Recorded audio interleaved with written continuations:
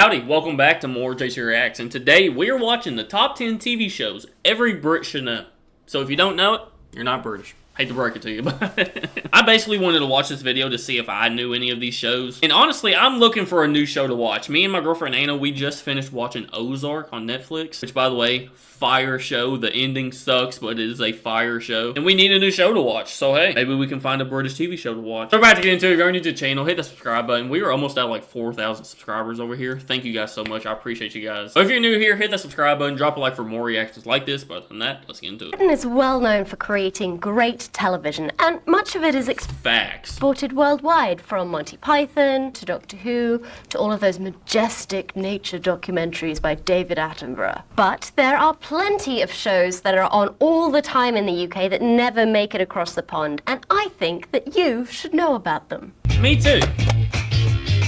Hi, I'm Siobhan Thompson, and this is Hey Siobhan! Everybody say hey Siobhan! Anglophenia, and here are just 10 of the many programs that Brits regularly reference in daily conversation. You know, the equivalent of Saturday Night Live, Jeopardy, or I guess the Brady Bunch. I'll be honest, in my 22 years of existence, I have never watched a single second of Saturday Night Live. Every clip I've ever seen, like, on the internet, it's not funny to me. I don't know why. Like, I don't know why it's so popular. I really don't. Yes, that is a program with an extra M and an E on the end. Thank you very much.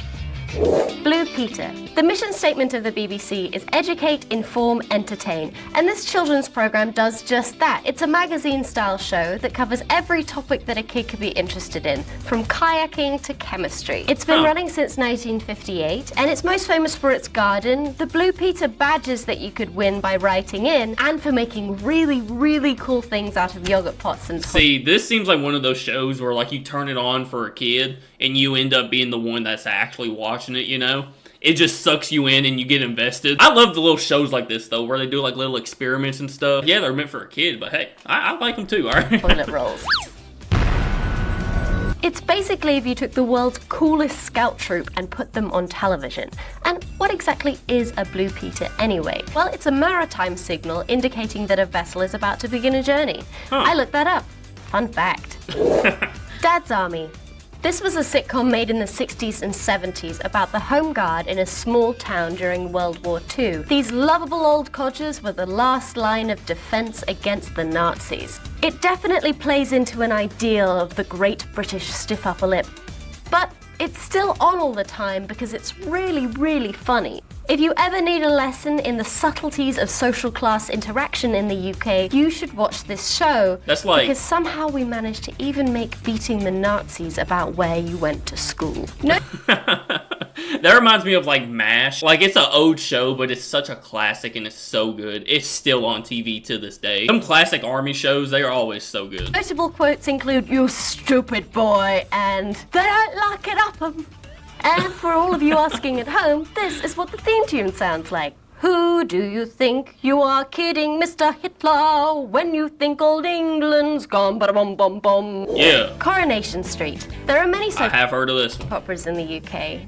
EastEnders, Emmerdale, Casualty, and so on. But the longest running of them all is Coronation Street. Set in a gritty northern town, Corrie has been on the telly since 1960, and it follows a Bro, 1960? Cheese and rice. trials and tribulations of hardworking folk who are just trying to make an honest living and then go down the Rover's Return for a pint. Also, dude, it's so simple. That's why it's been on for so long. It's still so popular today. It's so simple and relatable to literally everybody. Yeah. a lot of it takes place in a factory that makes women's undies, but it's not as raunchy as that sounds.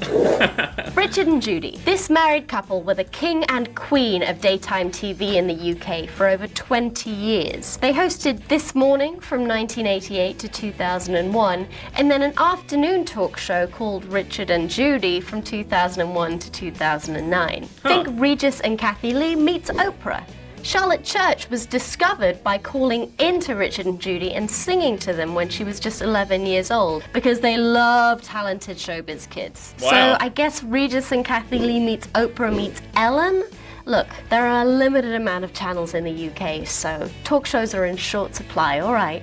Their shows are definitely on the lowbrow end of the spectrum. Typical conversation might go something like, have you heard of birds? Birds? What are birds? I've never heard of such a thing. What? The Great British Bake Off. Yeah. Okay, yeah, this is a literal classic. Still super popular to this day. Yeah. This show is so embarrassingly British, it makes me squirm. It really is. It's a very British show. I think that's what makes it so good, though, you know? Amateur baking competition. It takes place in a tent behind a mansion house, and it is by far the most talked about show on TV when it's on. Think of a small town cake baking competition, or what would Wait. about show on TV when it's on. Think of a small... Me and that lady have the same watch. Look at that. We got the same exact watch. Let's go. Small town cake baking competition, or what would happen if Zoe Deschanel hosted MasterChef. Also, one of the judges is called Mary Berry. No, really, and she's terrifying. Snooker. This highly competitive form of... Dude, I have to be careful watching this because this is so addicting. Like, the way these dudes are so good at this game is insane. I had no idea this was even a thing. Like, I literally only thought, like, 8-ball pool was, like, the only pool in the world. No, I was wrong. This right here is so sick. Pool is regularly aired on British TV. It goes on for hours and it's really, really boring. No. So the players wear these funny suits with these velvet waistcoats.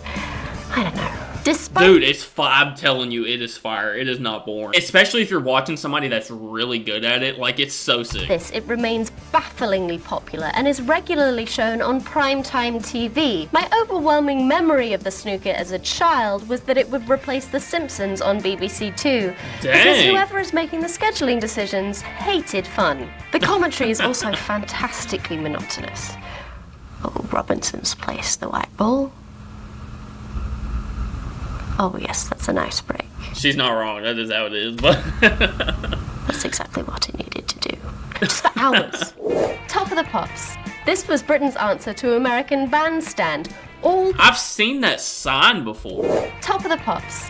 This was Britain's... I've seen that, but I've never heard of the show. Answer to American Bandstand. All the chart-topping hits lip-synced to perfection by your favourite stars. It first aired in 1963, much to the excitement of the youths of the day. It ended in 2006, but Top of the Pops 2, which shows episodes from yesteryear, is still hugely popular. Dude, having a show on air for like 40 years is insane. Like, that is so impressive. Personal favourite thing about this show is watching the teenage audience try to look cool and dance like regular human beings while staring at their favourite pop singers.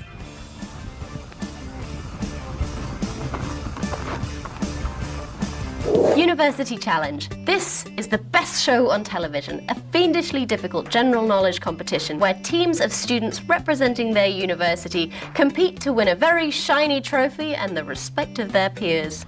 Is that not what they did on The Big Bang Theory? Is that the same thing when they had the competition and Sheldon got like a janitor and like the nurse of the school to be on his team? Is that not the same thing? The structure is very simple. There's a starter question worth 10 points that they answer individually, and if they get that question right, there's a further 3 questions worth 5 points each that they answer as a team. So if you've ever heard anybody say your starter for 10, or you've seen the movie of that same name starring James McAvoy, well, that's a reference to this show. It's hosted by fearsome journalist Jeremy Paxman, who's just like that really strict teacher that you were always disappointing in school. Come on, Warwick, that was obviously Much Ado About Nothing. And then that same teacher would go off into his little office or like the closet in the room and smoke a cigarette. Yeah, I'm talking about you. You know who I'm talking about. I'm not gonna say your name, but you know who I'm talking about. Honestly. Time Team. This is the second best show on television. A Sunday evening staple, Time Team follows a team of archaeologists over 3 days as they excavate a historical site. It's kind of like those home makeover shows, but in reverse. I have a degree in archaeology, mostly because of this show. It's hosted by Tony Robinson, who played Baldric in Blackadder. I have heard of him. Because obviously if you're an actor in a historical sitcom, you know a lot about it in real life, right? I don't know, there's some kind of logic there. He isn't doing it as the Baldric character, though. He's not just standing over a trench going, "There's a wall, but not a roof, so how can you prove there's a house?" Springwatch. Yes, we Brits are obsessed with the weather, so much so that we dedicate hours of programming to it each year. Springwatch follows a group of very hearty, outdoorsy type presenters as they wait patiently for daffodils to bloom or lambs to be birthed. What? The show's just them waiting for spring? It's by far the most dad-friendly show on TV. It's mostly people standing in a field and saying things like, well, we've been waiting here for 8 hours and the sheep don't look any closer to birthing yet. Now let's go over to the camera in the badger set. What? There's also an autumn watch and a winter watch, although no summer watch because we don't have summers in Britain. Do you Yeah, you do. It's like the best 48 hours of your life. I say that because that's how ours is too. Alright guys, that is going to do it for 10 TV shows every Brit should know. I knew a couple of those, a couple of them. There were some classics in there, some real classics. Y'all let me know what y'all think down in the comments. If you got some other British TV shows that maybe I should check out, drop them down in the comments. If y'all want to see more reactions like this, let me know by hitting that like button. I appreciate you guys so much, and I will see y'all tomorrow.